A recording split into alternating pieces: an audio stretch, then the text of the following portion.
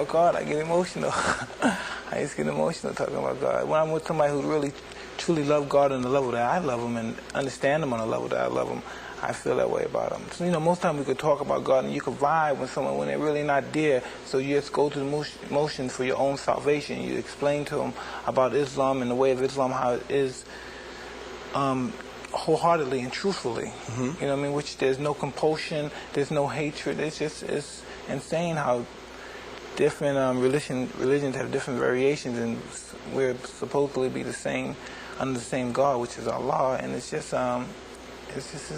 a complex situation when we deal with religion.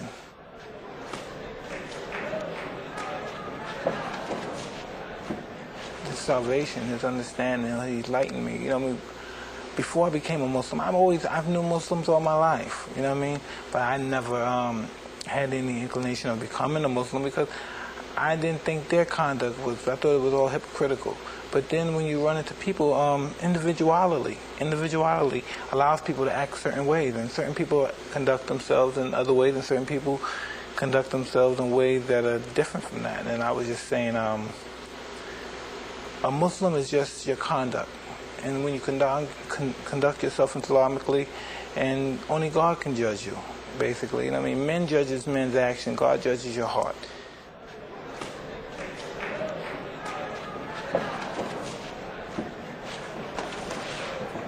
I like to believe so. I like to believe I'm a better individual now. Every now and then I go off the handle and I may curse someone out or be upset. But I keep my salvation with Allah. I try to get on my prayers, and I should pray more than I do. And instead of I pray like probably 3 to 4 times, I should pray the whole 5 times. Mm-hmm. And I just try, See, it's interesting, Mike. You've become conservative over the years. I heard you talking about welfare is a bad thing. Private schools may be a good thing. You're concerned about the welfare of your kids. You're concerned about violence. Not that that's a conservative posture. But you've become, in your older age, 31, soon to be, you've become a guy who's become a fairly suspicious and suspect person about the world around you. You have to, because when you think about when people say, well, I want my kid to grow up like me, we're lucky. I'm lucky. My son may not be lucky to survive what I survived. My daughter may not be lucky to survive. I don't want them to be some radical nuts. I don't want them to say, well, we're going to fight for this cause. I want them to say yes, sir, no, sir, and just go to school. And I know people say, you weren't like that, but...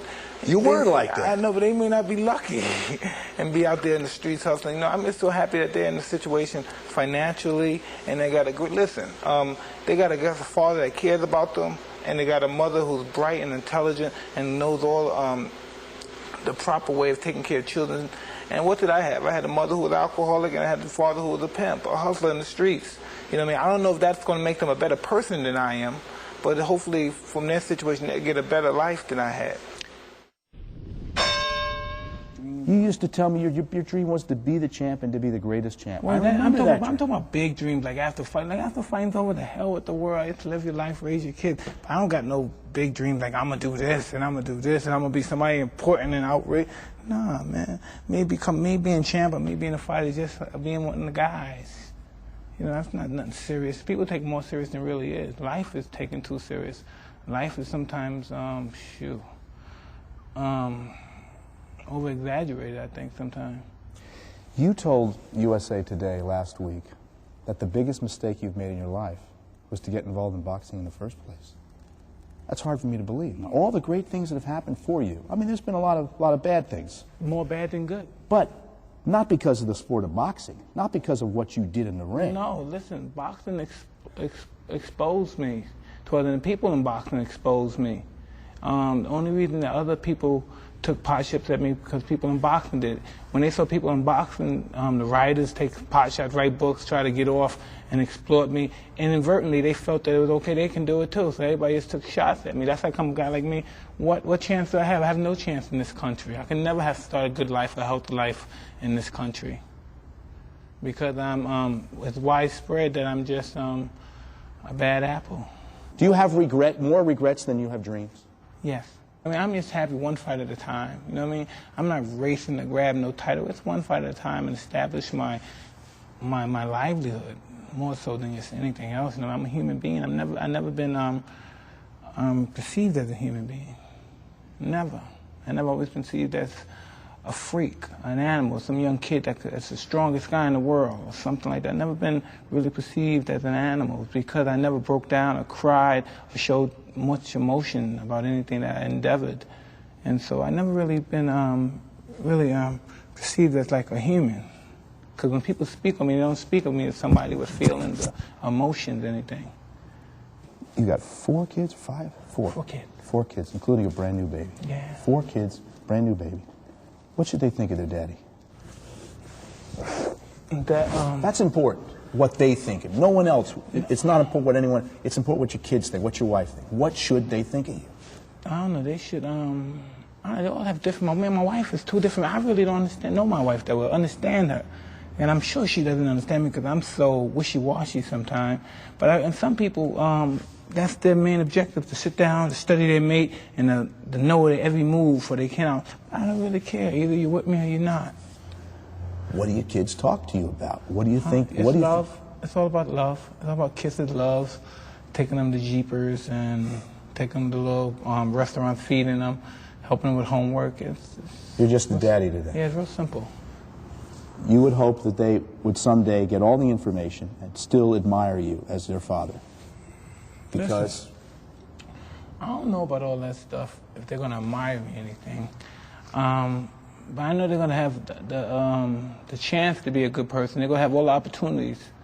You know what I mean? So they're going to make a choice whether they're going to be a bum or a good person. They're going to have the resources. You don't feel you're in financial straits. You don't feel like... Me?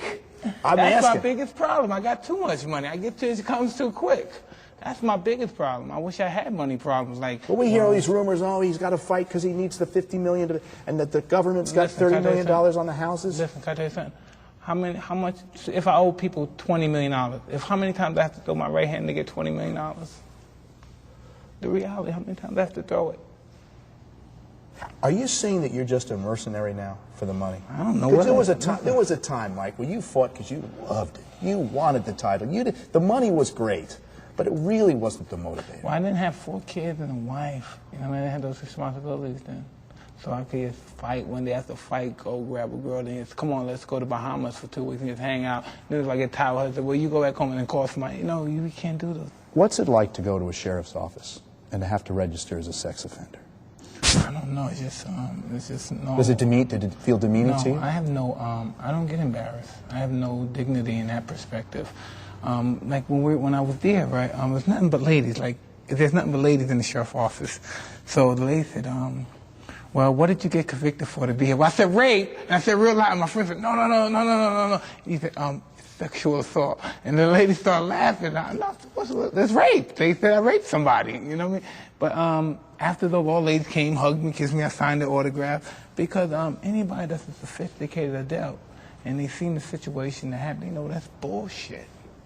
You know what I mean? But you didn't rape her. Listen, we're not going to go. I don't want to touch it too much, but it's so much bullshit. Yeah, I raped her. Give me a break, okay? Remember Raging Bull, the movie? Yes. There's that scene where Jake LaMotta, I think it really did happen, but it was in the movie. Robert De Niro, as Jake LaMotta, starts banging his head against the wall. Why? When he was in prison, right? Yeah. Did you ever feel that way? I'm too sophisticated to do that.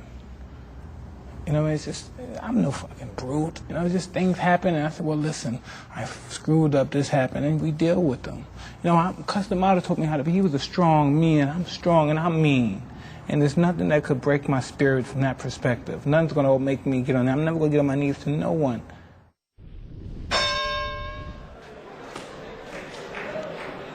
I was around 9 years old, and I was in a reform school in the Bronx. It's located in the Bronx, and it's called Spofford.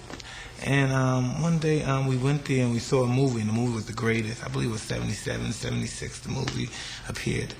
And after the movie played, Muhammad Ali walked in, and I was just flabbergasted just to look at the champ. It was just, and after that day I said, wow, I'm going to be just like this man. You know what I mean? And I don't know, it's just, he just gave me an inspiration to accomplish something, to have a goal. He just gave me a goal, and just to just label him as a boxer is just as a disjustice